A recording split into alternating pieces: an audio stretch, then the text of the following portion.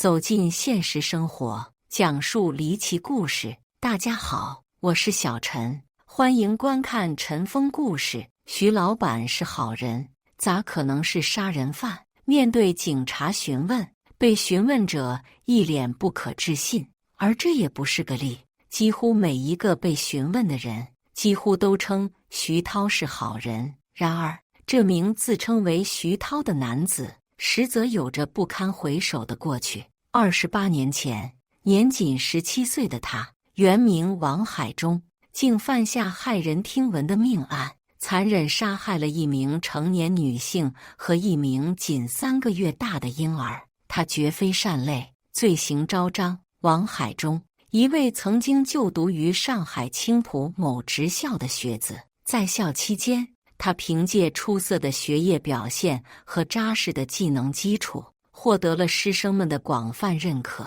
他始终保持着对学习的热情和对知识的渴望，为今后的职业生涯奠定了坚实的基础。1990年6月14日下午，他因感无聊，与2位同学计划外出打台球，以放松心情。然而，3人尚未踏出校门，其中2位同学便被老师拦下，他则独自逃脱。因无人陪伴打台球，遂选择漫步街头，随意闲逛。在某一刹那，王海忠脑海中闪现出了一件可玩之事。此前，他曾受同学之邀，造访其兄长府邸，体验了一番小霸王游戏机的魅力。那独特的游戏体验令他至今难以忘怀，心生再次尝试的冲动。在那个年代，游戏机是年轻人热衷的娱乐方式，但并非每家都能拥有。体验过一次后，他便难以忘怀，渴望再次沉浸其中。既然已经离家，何不前往一探究竟，重温那份乐趣呢？王海忠心情愈发激动，一路小跑赶至同学兄长住所，恰逢房门敞开。他原本苦思如何寻得借口再次入室玩乐，此时却觉得天赐良机。他心存侥幸，暗自期盼屋内无人，以便能自由探索。走进屋，他循着记忆，在那个有小霸王游戏机的屋子里翻箱倒柜。游戏机还没找到，一个人突然出现在了他身后。经探查，屋内却有居住者，乃是这幢房子的女主人。她正在屋中，似乎并无异常举动。此次探访得以确认，该房屋并非空置，而是由女主人居住其中，一切井然有序。连续的呼喊声令王海忠心生恐慌，他未及深思，便毅然决然地冲向声源，企图制止那嘈杂之声。而房子的女主人则迅速躲入厨房，紧急之中抄起一把刀具，用以自我保护。在刺目的刀光中，王海忠内心深处的恐惧被彻底唤醒，那连绵不绝的呼救声更使他理智尽失。他下定决心，必须制止这女人的喧闹，无视她手中的利刃。王海忠毅然冲上前去，以承受一刀的代价，成功制服了房间的女主人。女主人失去刀具后，恐惧感愈发强烈，她连续呼喊求救。然而，王海忠果断采取行动，他用手紧紧封住女主人的嘴巴，同时用强壮的手臂紧紧勒住她的脖子，使她无法发出声音。紧急呼救，急需援助！一声声焦急的呼喊在寂静中回荡，传递着无尽的恐慌与无助。在这紧要关头，每一声呼唤都显得如此沉重，它们穿透了空气，直达每一个能听见的耳朵，请求着那份能够拯救生命的援助。随着时间的推移，那原本清晰可辨的声音逐渐减弱，直至最终彻底消失。四周陷入了沉寂，仿佛连空气都凝固了，只剩下空旷和静谧，让人感到一种莫名的孤寂和压抑。目睹着地面上静止不动的遗体，王海忠陷入了一片迷茫，尚未从杀人的惊愕中回过神来，他却又被隔壁房间传来的婴儿啼哭声猛然拉回到现实之中，让他意识到现实的残酷与无情。担心哭声惊扰邻舍，他竟贸然将婴儿置于衣柜之中，匆忙掩饰现场后，他惶恐逃离。不久，房间男主人归来，目睹了此般惨状，震惊不已，目睹妻子无辜丧命，婴儿因王海忠的粗暴抛掷而颅内重创离世，男主人心如刀绞，悲痛欲绝。他深感困惑，究竟是何等深仇大恨，竟能驱使凶手如此残忍行径？警方迅速赶到现场，展开调查。经过详尽的现场勘查与细致的走访调查，一系列关键线索逐渐浮出水面。我们秉承着严谨的工作态度，力求挖掘每一丝真相的蛛丝马迹，确保案件的调查工作能够稳步推进，为最终的公正审判奠定坚实基础。6月15日清晨，王海忠像往常一样前往学校，他的手臂上却多了一副石膏。对于旁人的询问，他只是轻描淡写地说是摔倒所致。然而，王海忠并未察觉。与此同时，警方也已悄然抵达学校。案发后，警方得知一名貌似学生的青年曾向他人询问受害者确切住址，自称是受害者家属妹妹的同学。基于该线索，警方展开了深入调查，并最终将目标锁定在一所职业学校，展开了进一步的侦查工作。6月14日下午，因为在学校且手部受伤的王海忠成为了警方的关键排查目标。在接受警方详细的询问后，王海忠内心愈发不安，疑虑重重，深恐自己的行踪和伤势成为案件调查的焦点，刻不容缓，必须立即采取行动，逃离此地。时间紧迫，不能再有片刻的犹豫和拖延，必须迅速而果断地逃离这个危险的地方，以保障我们的安全。我们必须尽快采取行动，以免遭受不可预知的危险。他心中无丝毫侥幸。当警方确认现场指纹属王海忠，他即刻畏罪潜逃。警方据此锁定其为重大嫌疑对象，随即发布通缉令。令人惊讶的是，这位17岁少年竟逃脱追捕，下落不明。他逃离的那一刻起，便踏上了长达28载的漂泊之路。岁月流转，他的逃亡生涯漫长而艰辛，每一个日夜都充满了不确定与忧虑。然而，他始终未曾放弃寻找内心的安宁与解脱，直到岁月的尽头。自从离开繁华的上海，王海忠陷入了对未来的深深迷茫，背负着杀人的罪孽。他深知王海忠这个名字已然成为了一颗悬在头顶的定时炸弹，加之身无分文，他的处境愈发艰难，前路充满了未知与挑战。王海忠为躲避追捕，辗转多地，历经艰辛，从上海至湖南、广东、浙江，直至新疆，他饱受贫困之苦，甚至沿街乞讨。在新疆，幸得有人相助，他得以办理假身份证，从此化名徐涛，开启新生。在获得这一新身份后，王海忠终于得以短暂喘息。自以为逃脱了困境的他，逐渐变得心浮气躁，竟接连不断地犯下错误，走向了更为危险的道路。他因盗窃和容留妇女卖淫多次入狱，接连的罪行让他意识到必须走正道。此后，他决意改邪归正，在一家饭馆担任厨师，勤勉工作。不久后，他邂逅了现在的妻子，共同开启了新生活。在相互扶持中，王海忠的生活逐渐改善。他成功地从厨师转型为火锅店老板。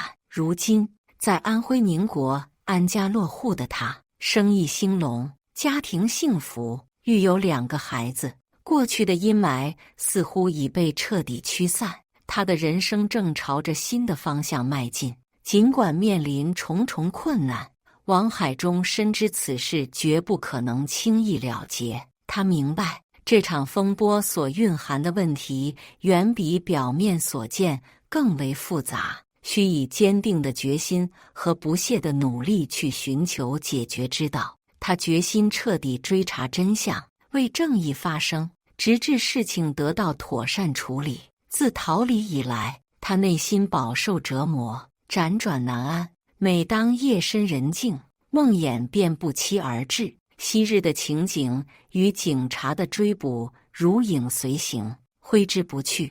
他深陷回忆的泥沼，难以自拔，渴望解脱，却又无处可逃。在漫长的岁月里，王海中的心灵饱受煎熬，而警方对他的追捕始终未松懈。尽管经手此案的警员已多数调离岗位，新加入的刑侦力量仍矢志不渝地追寻着青浦1号命案的嫌疑人王海中，力求将其绳之以法。由于此事，王海中的家人每年都要面临调查，这频繁的询问几乎让全家人精神崩溃。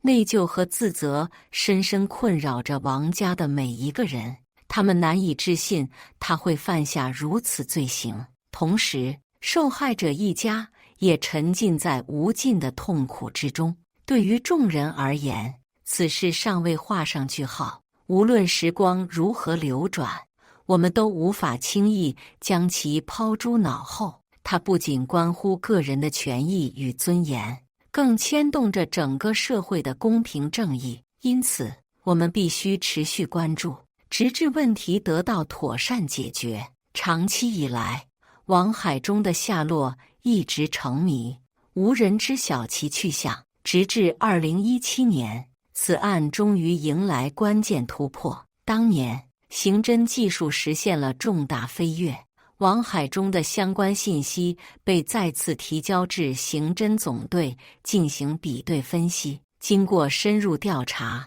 我们发现了位于安徽宁国的徐涛相关线索。此次查证过程严谨而细致，确保了信息的真实性和准确性。徐涛的身份及其相关事迹得以清晰呈现，为后续的深入研究提供了坚实的基础。2018年3月，安徽宁国向上海警方传递了调查成果。虽然此次调查未能直接证实徐涛即为王海中，但多项证据表明此人身份存在显著疑点，引起了警方的密切关注。经过长达28年的缜密侦查，上海刑侦人员终于感受到前所未有的接近真相的契机。随即，警方迅速调派精干力量前往安徽宁国展开取证工作，成功获取了大量关键证据。在调查过程中，发现嫌疑人徐涛与其妻子的年龄相差悬殊，达15年之久，且提及他有一位姐姐的信息。警方对徐涛的人脉关系展开深入调查，结果揭示出一个令人疑惑的事实：徐涛口中的姐姐似乎只是个幻影。警方未能发现任何联系方式或交往痕迹，甚至在他结婚的重要时刻，这位所谓的姐姐也未现身。经过深入调查，我们发现徐涛身份证上的年龄与逃犯王海中相近，仅相差3岁。这在初次查验时就引起了上海方面的怀疑。经过进一步走访调查，我们对徐涛的年龄产生了更大的疑虑。尤为关键的是，我们成功获取了徐涛的生物检材。当年案发地，警方精心搜集，共获得2枚指纹证据。这2枚指纹成为案件侦破的重要线索。经过细致的指纹比对工作，警方最终确认了犯罪嫌疑人徐涛的真实身份，即王海忠。收到确切信息的那一刻，参与此次案件的警员们情不自禁地紧握拳头。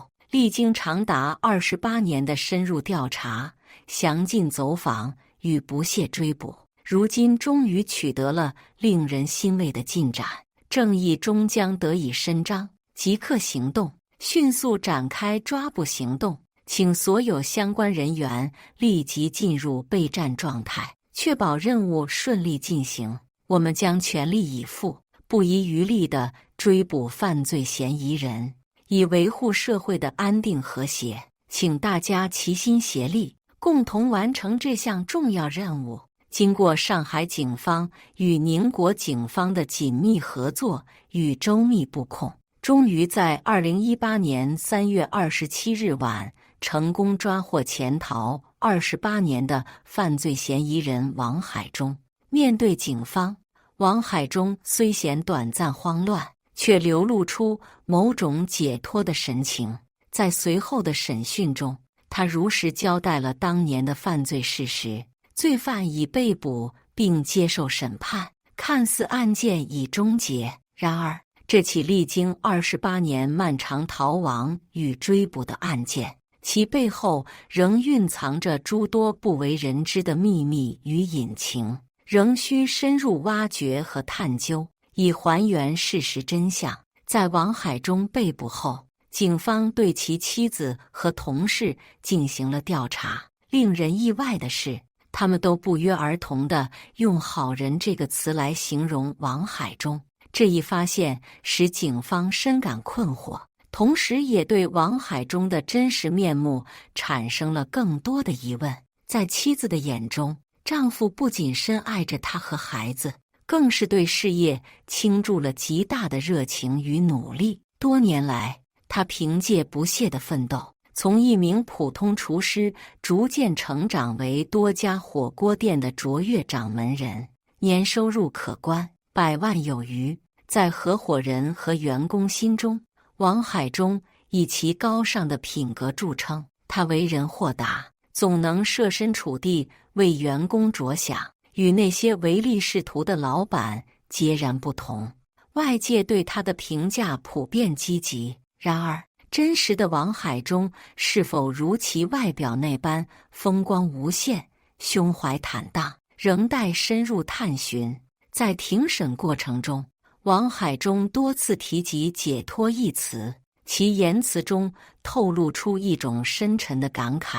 他似乎在寻求某种心灵上的释放，希望通过法律的审判，找到内心的安宁与解脱。这一诉求贯穿整个庭审过程，引人深思。自案发之日起，他便深陷自责、愧疚与恐惧的泥沼中无法自拔。他心存侥幸，希望能逃脱法网，但同时又时刻提心吊胆，生怕警方突然造访。这种矛盾心理使他备受煎熬，生活陷入一片混乱。王海忠在婚后愈发惶恐不安，每当目睹妻子产子，全家欢聚一堂，往事便如影随形。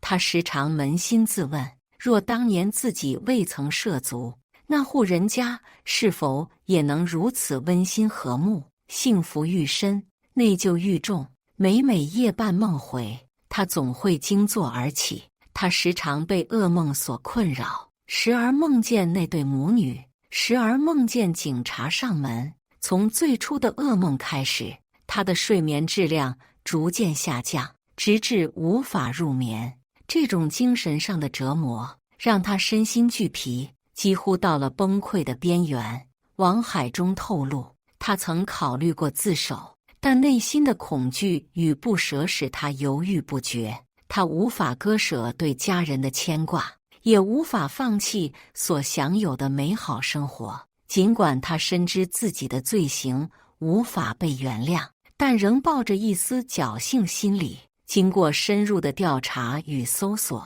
警方似乎仍未能够找到目标人物的踪迹。这一结果令人感到困惑与不安，但警方并未放弃，仍在继续全力追踪，希望能够尽快找到线索，揭开事件的真相，并将目标人物绳之以法。正是那一缕侥幸，使得王海中年复一年地躲避法网，但他深知终究无法永远逃避，因此当警察出现在他面前时，他不再抱有任何侥幸心理，只有坦然面对。在警察的审讯下，他如实供述了多年前的罪行。审讯过程中，警方提及了一个令他们长久困惑的线索。案发后，警员们不仅在现场采集到指纹，还发现菜刀数量有所减少。更离奇的是，多出了一张纸条，内容神秘莫测，写着这一连串的谜团让警方深感棘手。我已经实现了我的复仇，心中的仇恨已经得到了平息。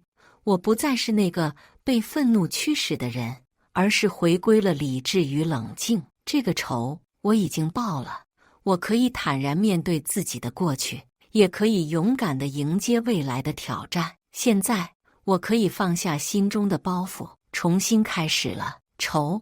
难道王海中和这家人有什么瓜葛？据受害者家属所述，王海中与他们一家并无任何关联，双方唯一的一次接触发生在案发前约2周。在那次短暂的会面中，并未出现任何异常或纠纷迹象，因此他们无法理解为何王海中会牵涉到此次案件中。当日，受害者丈夫的妹妹邀请了几位同窗至家中共聚，体验小霸王游戏机的乐趣，其中便包括了王海中。自此之后，双方未曾再度碰面。然则，这张纸条的出现究竟源于何处，又究竟有何用意呢？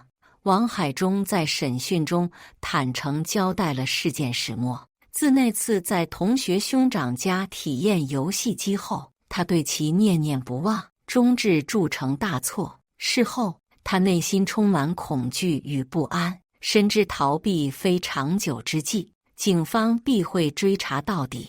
他精心策划了一场虚假的复仇行动，留下一张字条，宣称仇我已了结，以此布下迷雾，企图混淆警方的视线。